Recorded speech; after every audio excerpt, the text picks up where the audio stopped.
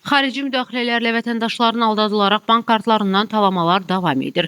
Kiber məkanda sxemlər tez-tez dəyişir, lakin prinsiplər dəyişmir.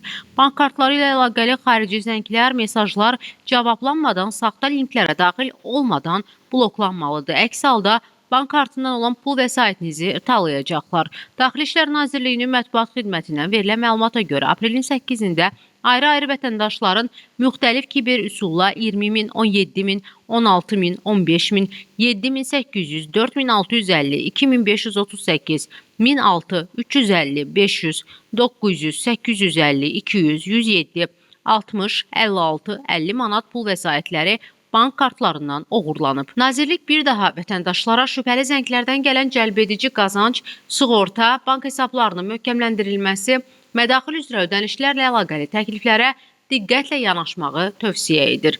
Qəti formada şəxsi bank məlumatlarını naməlum şəxslərə verməyin. Təhlükə var deyə Daxili İşlər Nazirliyinin vətəndaşlara çağırışında deyilir.